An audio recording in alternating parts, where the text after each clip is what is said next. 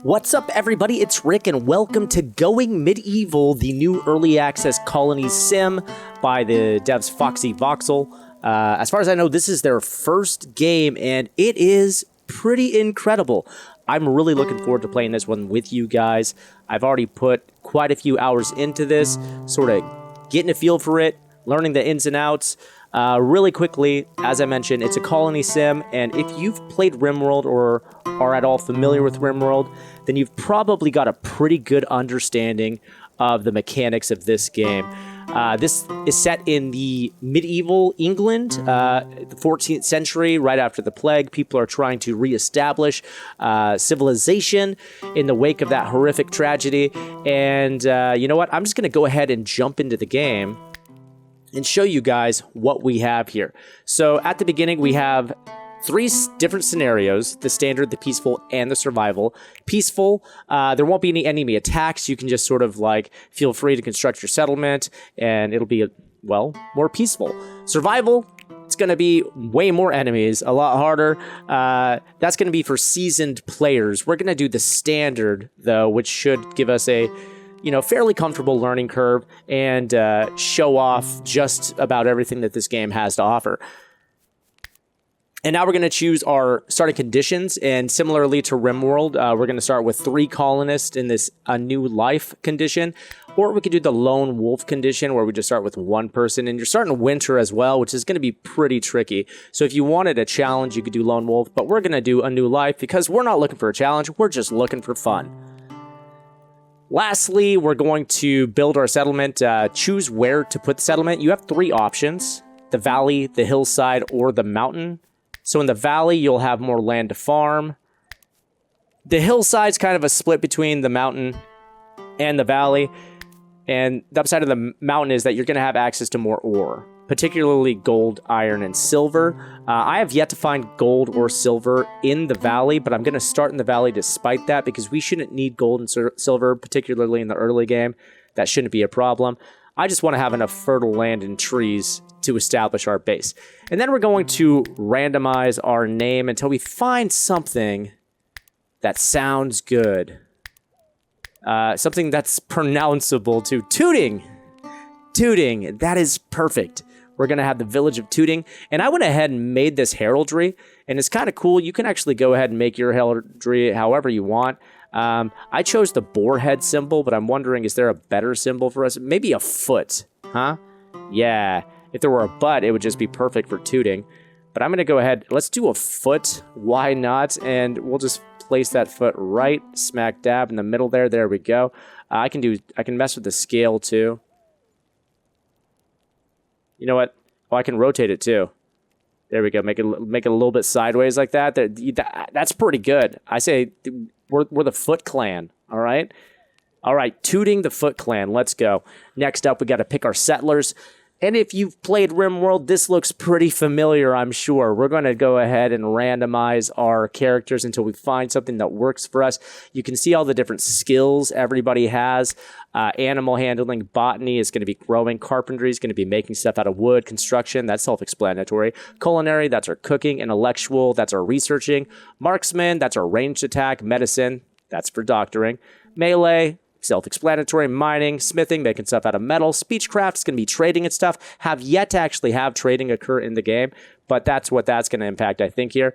Turning enemies into allies as well. Again, haven't had access to that event yet, but it might be helpful when it happens. And then tailoring, making clothes, right? Over here, you have our group skills, so that's going to be the combined skills of all the groups, obviously. And what is different, if you are familiar with RIMWORLD, as opposed to this game, Going Medieval, is that in RIMWORLD, the max stat for any character was 20. In this game, it's 50. So they have a lot of potential to get really good at the jobs they do. And also, similar to RIMWORLD, you can see these 1 stars and 2 stars. That's how passionate they are about a job. No star, they could take it or leave it. 1 star, they're passionate. 2 stars, they're very passionate about that. So if they're passionate, they'll gain their skills 2.5 times faster. And if they're very passionate, that'll be 4 times faster. So it's really good to find people who are passionate about a job, even if they don't have the best skills rating. find somebody who's passionate. I'm not going to take this guy because I don't want 0, but I'm going to randomize until I find somebody who has some good skills in some of the things that we're going to need early on. So early on, we're going to need botany. We're going to be planting a lot early on. We're going to need construction early on. We're going to need mining early on. And also marksman, very important early on. Intellectual too. We're going to need to research, so that's important. But those ones are going to be the main ones we're looking for. So I'm just going to go and flip through this until I find the people who are going to work for us. Actually, you're pretty good here, Catherine. Only 24 years of age. You've got a passion for mining, marksman, intellectual, and construction. Intellectual is not great, but you can learn. You know what? Catherine, we're keeping you. Eloda, let's see here. I'm just going to change your name to Lotta, okay? That's going to be easier here. Well, actually, I'm not, because you're a stinker. I'm not going to take you. Marksman, smithing, tailoring. Skip through here. Marksman, carpentry, speechcraft. All right, so I think that we found our group. We've got Catherine, we've got Osborne, and we've got... This is Christina, but it's with an X. I'm just going to change that to a C. So it's not... it's actually Christiana, but... Christina is what it's going to be, because I'm going to constantly refer to her as Christina by accident, so I may as well just do that. Oh, last thing, before we get started. So Chili always complains about drafts and chills and huddles close to fire. She must be kept warm. And Moribund, oh gosh, some of these things are actually really bad, to the point that I don't know if I want to keep these people. Winters are cruel in this game. They are very cruel, as you could imagine, when it comes to dealing with a game set in the medieval ages. Green Thumb, Vigorous, and disfigured. Okay, so Christina's a little disfigured. I mean, as great as these people are, those perks are terrible. I'm going to have to re-roll them. Find somebody who isn't quite as terrible. Because, yeah, after playing this game, finally getting through a winter, I'll tell you guys right now, winters are no joke in this game.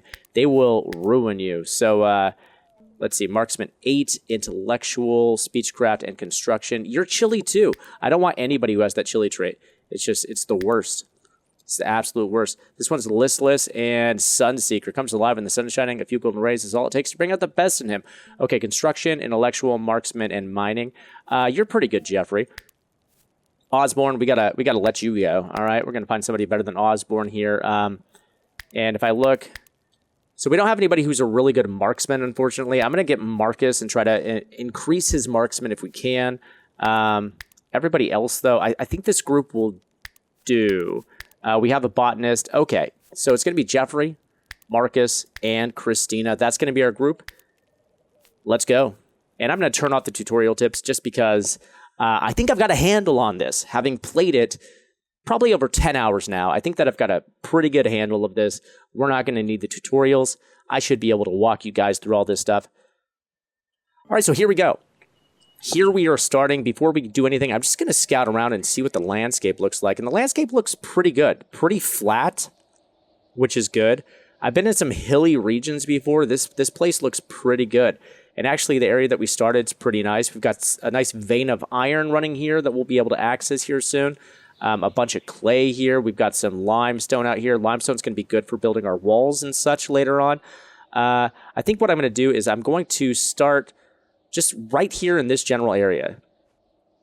And the way I'm going to get started is, first things first, I'm going to build ourselves a storage area. So what is this? I'm going to do a 8 by 8 storage area. There we go. And then, similar to RIMWORLD, I'm going to be referencing RIMWORLD a lot in this playthrough because there are a lot of similarities, but I'm going to have to allow items. So by default, everything that's on the map is disallowed, and that's to prevent your people from just taking everything and filling up your storage to the point that before you know it, you have nowhere to store anything because they're just hoarding everything on the map. So just remember to allow items. Okay, and then... Now that I've got the area where we're going to be storing all this stuff, I'm just going to make an area here, build it up, and store all the stuff inside. And as we get started here, I'm also going to put in some orders to chop down the trees in the general vicinity, just so we can gather tons of wood. There's a few things we're going to want at the get-go. Once we get this place covered so that our stuff doesn't rot. We're going to want a place for our people to sleep, so we're going to need to put some beds down and whatnot. Let's put some doors into this place. So what's nice, you can see the little half circle there. That's telling you which way the doors open. And that's pretty convenient to know that. And now that we've raised the roofs, or raised the walls, we can raise the roof. And so what I'm going to do is put the roof on like that. And I'm putting it this way in particular because I'm going to add on to this room. And next thing I'm going to do is build an area for everybody to sleep on this side, and then I'll build something on this side as well. Okay, let's slow things down a little bit. I'm going to let everybody keep working, but we're going to work out the Jobs tab. So again, this should be familiar to anybody who's played RimWorld, but this is basically going to be setting the priority of the different jobs that our people do. And the jobs have priority from left to right. So if I have, say, 1 on construction and also 1 on carpentry, they're both the same priority, but Marcus will do construction before he does carpentry because it is to the left, all right? So that's basically how it works. You can see people who have these red boxes, it means they're not good at it at all. When they have the white boxes, it means they're pretty dang good at it. And when they have these gold boxes, it means they're great at it. So it's nice to be able to see those and just at a quick glance know who's good at what. I'm going to put everybody on convalesce. This is when they get injured or they're sick. They will automatically go to the bed and get healed. And I see that 2 people here are actually are interested in tending. They have a passion for it. So I'm going to go ahead and put them on tending, number 1. If these people get sick, they'll go ahead and tend to them. They're not good at it right now, but they have a passion, so they should level that up pretty quick. Okay, next thing up, construction. I'll put Marcus on construction number 1, and then I'll go ahead and put Jeffrey on construction number 2. And then we're going to need people on grow. That's going to be very important when we start to grow. So I'll go ahead and put grow and harvest on number 1 and cut plant on number 2 for Christina. And those are the big ones for now. I'm going to put everybody on haul 2, which means that when they're not doing their number 1 job, they will be doing the haul job, which is pretty important. And then I'm also going to put everybody on steward, which just means if I want doors open, closed, windows open, closed, doors locked, that kind of thing, everybody will hop to and help out with that. Okay, so while we got that going, let's look at all the different stuff we have on the map here. I pointed out that we have like iron that we can mine later on, limestone, clay, and whatnot. But over here, these are mushrooms. In early game, before we're able to plant, and we won't be able to plant until we get to research, I'm going to go ahead and harvest the mushrooms because we'll be able to use those to cook and eat. And that'll be important. Okay, so we've got a roof over this now, which is good. But how do we see? Well, we hit the C key, and then we'll be able to see. Oh, and speaking of seeing in this game, this is just a pro tip for me. I would recommend that you go into options, go into your graphics, and where is it? I believe it is the shadow quality. Just turn shadows off because in this game, you're going to be switching between different levels. So there's Z levels in this, which means that you can build up and you can build down. So we can build underground. We can build towers up into the sky. But when that happens, and shadows are cast into these rooms, it becomes hard to see anything that's going on in these rooms. So I would highly recommend turn off shadows. It just makes things within your base way easier to see. Okay, now I just put it in order to build floors. So we're going to put down those wooden floors. And wooden floors, I didn't realize until later on in my playthrough how important wooden floors really are. Because before, we're just putting everything on the dirt. And everything in this game will deteriorate. And the way that you prevent things from deteriorating is eventually we will dig underground. We'll build a cellar where things will be preserved better underground. But if you don't have things on wood, then they start to deteriorate. And you'll notice it'll tell you it's deteriorating because it's on a dirt floor. So it's important to put the things that you want to preserve on some kind of floor. Okay, so Christina is getting those mushrooms. Cool. We see that we don't have enough beds. We don't have any beds, as a matter of fact. And I'm going to go ahead and just put in an order here to make a bedroom. All right, we're going to make a bedroom off here. Also, let me tell you about the bedrooms in this game. So I'm just going to put everybody in one room here, keep them warm. Early on in the game, I wanted to make all my people happy. And this is sort of a artifact of playing RimWorld so much. I made everybody their own little room, thinking it'd make them happy. that is completely inefficient, because when winter comes, you're going to want to keep everybody warm, and the only way to do that is to make a brazier. And you want one big room heated for everybody. It's just very inefficient to put one of those in everybody's room. You'll want everybody to sleep together for the most part. There will come a point, I'm sure, when we can make buildings that are more, better insulated. Sorry, I was spacing out the word. That are better insulated and probably keep people a little bit warmer. But for now, we're going to go ahead and keep them all in one room. And what I didn't do for the rooms is I didn't put in any windows, and I should. Here we go. I'm going to put in a window there and a window there. They'll just build those windows right over those walls. Now, windows are important beyond just being aesthetic. When summer comes, you'll want to be able to open windows to air out the room so that people don't get all hot and sweaty. So, windows are important for more than just giving people a pretty view in this game. Okay, so once this is built, we're going to go ahead and build a roof. And you got to wait until everything is fully supported before you put the roof on. We wouldn't be able to put the roof on if we were missing the doors or anything, because you need it to be fully boxed in order to give it full support. And now that it's fully supported, there we go. We can put that roof in. And now we're going to have ourselves a little bedroom. Now, we've got all our stuff over here. We've got plenty of wood to put down some wooden floors in there, too. So we'll go ahead and do that. There we go. Now we've got our little sleeping area. Very cool. And we need meal prep.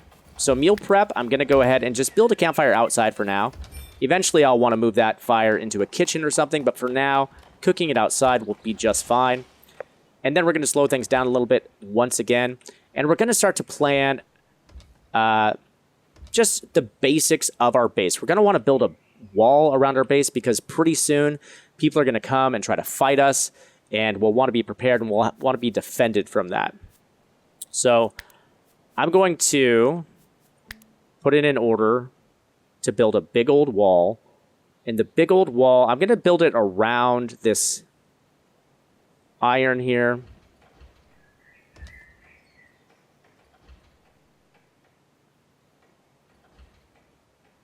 Like this.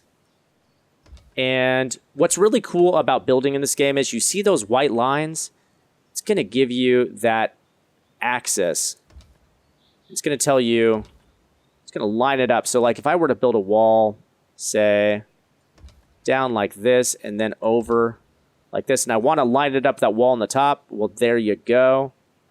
You know it's lined up when you've got that line just like that. Cool. So that's going to be the basic wall. Eventually, we'll expand it and stuff. This looks pretty small. It is pretty small, but this will do for what we need. And you need to remember that we can build up and we can build down, so we don't need to only build outward. We can build upward. We can build downward. And we're going to need doors in this place, right? So let's go ahead and just find generally the middle of this. And as a matter of fact, how can we find the middle? How big is this? If I stretch over here, this is 43. Okay, you know, maybe I want to go 44 because I like to do those double doors.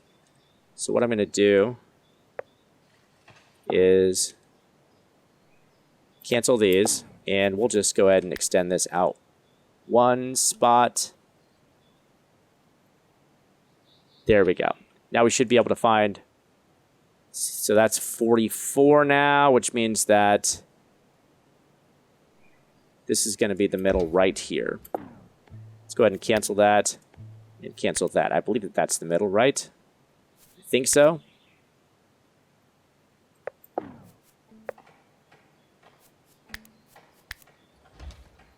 Ah!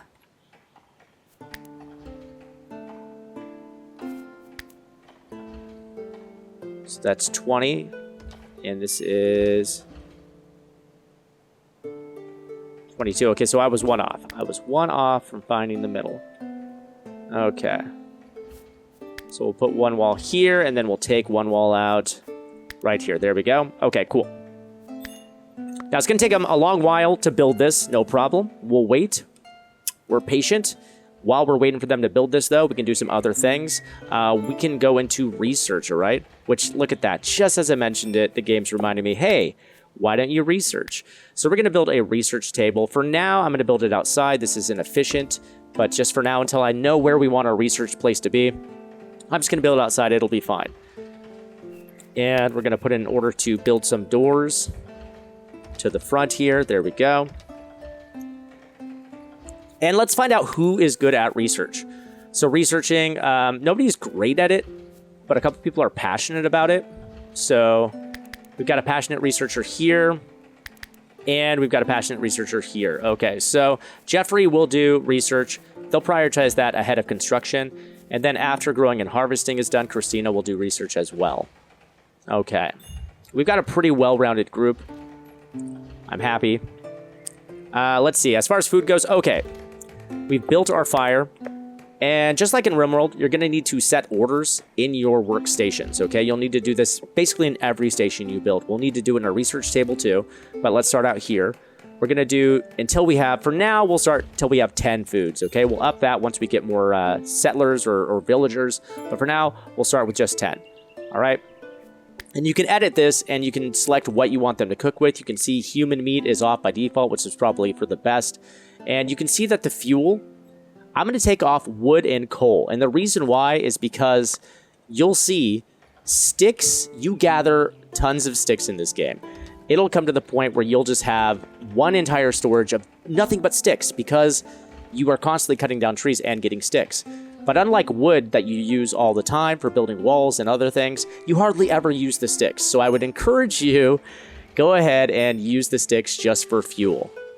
That might be bad advice at one point or another, but for me, as far as I am concerned, having played this game and having gone an entire year in-game, that seems like the best advice I can give you.